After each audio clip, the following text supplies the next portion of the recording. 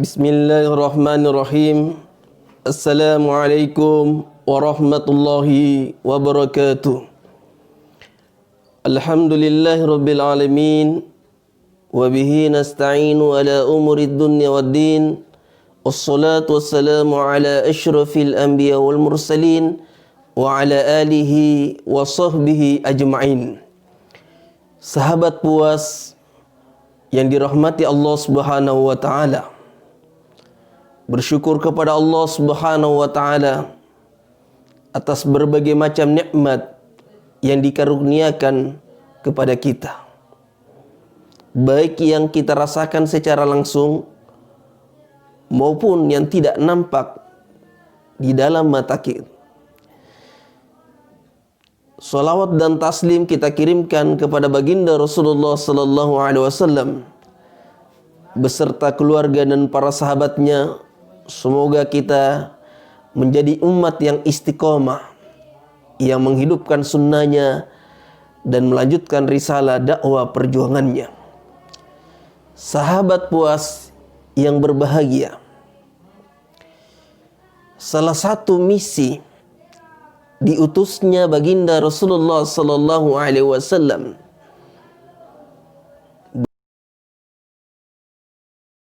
beliau jelaskan, innama bu'ithtu liutamima makarimal akhlak. Sesungguhnya aku diutus oleh Allah Subhanahu wa taala untuk menyempurnakan akhlak. Tetapi awal kerja Nabi sallallahu alaihi wasallam tidak langsung bagaimana memperbaiki akhlak orang-orang Arab pada saat itu.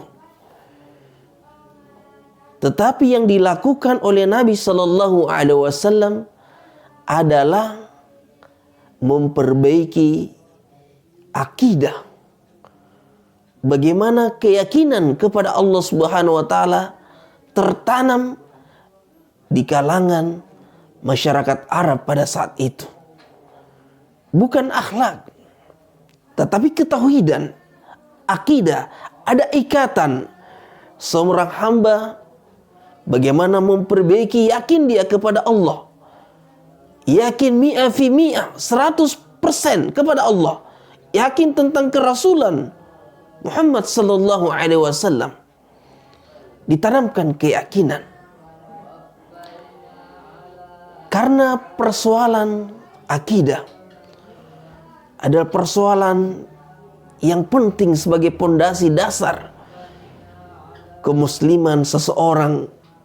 Dikatakan orang ini bisa terakreditasi keimanan dia kalau akidahnya baik kepada Allah Subhanahu wa taala.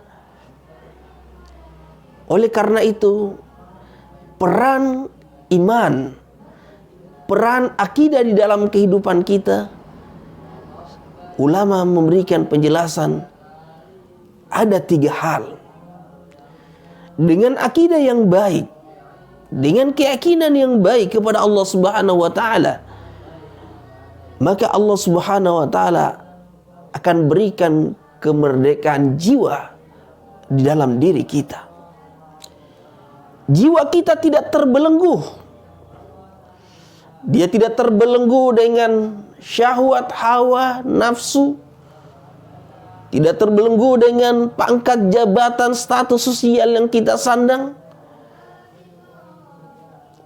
Tapi dengan keyakinan kepada Allah Subhanahu wa taala, semua tadi, harta, pangkat, takhta dan wanita menjadi alat untuk mendekatkan diri kepada Allah Subhanahu wa taala, bukan sebagai sesuatu yang bisa menghalangi kita dari beribadah kepada Allah. Jadi dengan ketauhidan yang baik, maka insya Allah seseorang ini akan memiliki kemerdekaan jiwa. Kemudian yang kedua, sahabat puas yang berbahagia, orang yang mengusahakan keyakinan dia, akidah dia yang sahih, yang baik, maka Allah Subhanahu wa taala memberikan ketentraman jiwa dia, ketenangan, sakinah di dalam kehidupannya.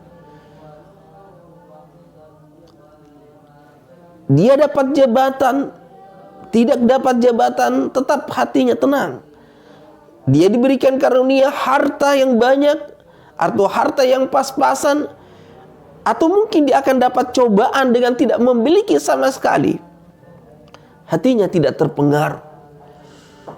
Ketenangan jiwa Allah berikan. Sebagaimana Syekh Abdul Qadir Jailani suatu ketika di dalam majelis beserta dengan para murid-muridnya, beliau sementara memberikan taklim. Tiba-tiba di tengah perjalanan datang seorang yang mengkabarkan kepada Syekh, "Ya Tuan, sesungguhnya kapal Anda telah karam, tenggelam, dan seluruh penumpangnya mati." Apa yang dilakukan oleh Syekh Abdul Qadir Jailani?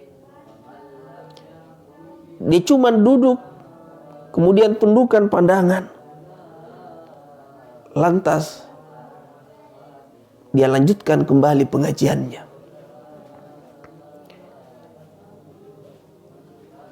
Kemudian beberapa menit lagi dalam pengajian tersebut, datang lagi orang yang mengkabarkan, "Ya Syekh, alhamdulillah sesungguhnya yang tenggelam itu bukan kapal Tuan. Dan alhamdulillah kapal Tuan dalam keadaan selamat dan seluruh penumpangnya selamat." Syekh Abdul Qadir Jailani juga tidak lantas senang dan berlebihan, tetapi dia tetap tenang. Kemudian melihat, menundukkan pandangannya dan melihat apa yang ada di dalam hatinya. Maka setelah selesai taklim, seorang murid bertanya, "Ya Syekh, mengapa ketika datang informasi yang memberitahukan bahwa kapal Anda karam, tenggelam, Anda tetap tenang dan menundukkan pandangan? Demikian pula sebaliknya, ketika ada informasi yang menunjukkan, mengkabarkan bahwa yang bukan tenggelam itu adalah bukan kapal Tuan." Tetapi Syekh Abdul Qadir Jailani mengatakan, ketika ada informasi yang baik dan buruk, saya menundukkan pandangan saya.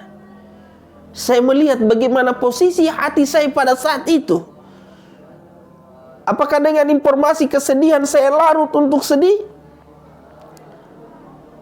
Apakah dengan kabar kesenangan saya berlepas diri lantas bersenang bersukaria? Tidak. Saya melihat di dalam jiwa saya biasa saja. Tidak terpengaruh lagi dengan suasana dan keadaan. Sahabat puas yang berbahagia, ini memberikan pelajaran. Kalau kita memiliki keyakinan yang baik kepada Allah, apapun kondisi kita, insya Allah, Allah akan berikan ketenangan. Allah diberikan kedamaian, ketentraman. Walaupun keadaan-keadaan mungkin secara zahir menyulitkan dalam kehidupan kita.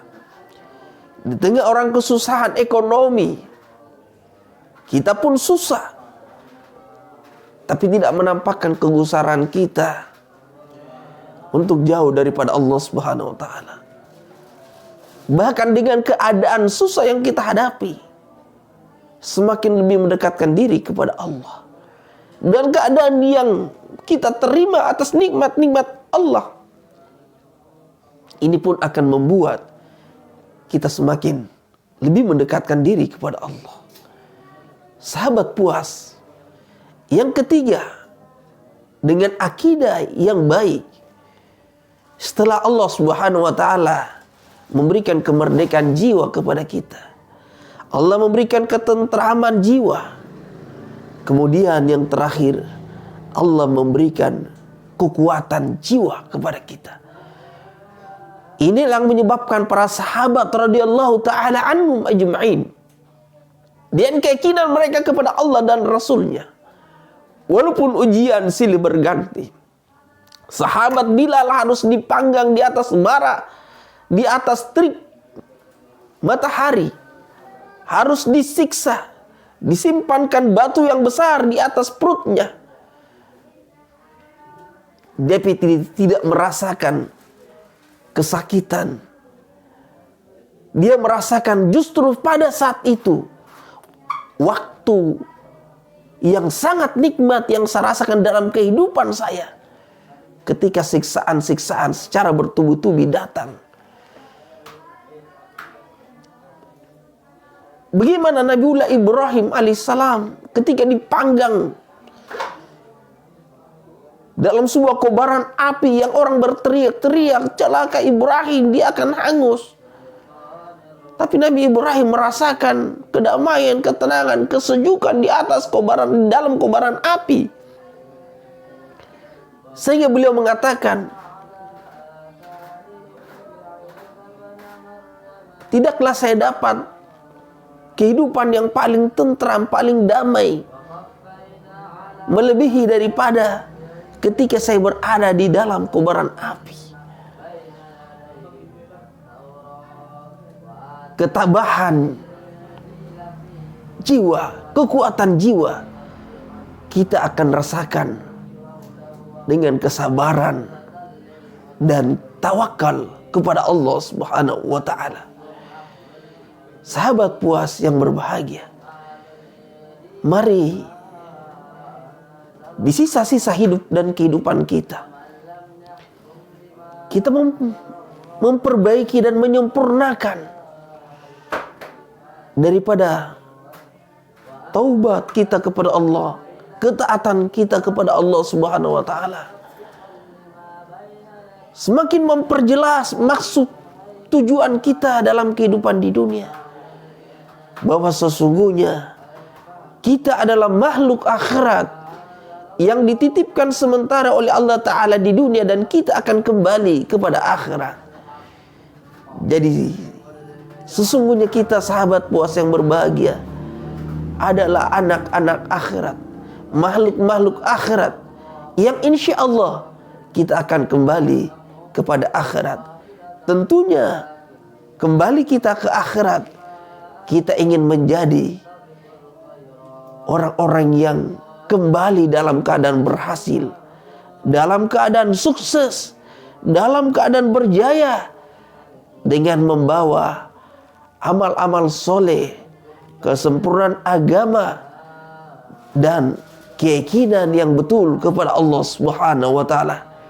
Semoga insya Allah dengan usaha iman kita, dengan usaha dari bulan berganti tahun dalam kehidupan kita, ketentraman jiwa, kemudian kemerdekaan jiwa, dan kekuatan jiwa kita bisa rasakan di dalam kehidupan kita. Demikian nasihat agama kita pada hari ini. Semoga Allah memberikan kekuatan dan keistiqomahan kita untuk mengamalkan ajaran-ajaran agama Allah Subhanahu wa taala. Demikian, hadanallahu wa iyyakum ajma'in. Wassalamu alaikum warahmatullahi wabarakatuh.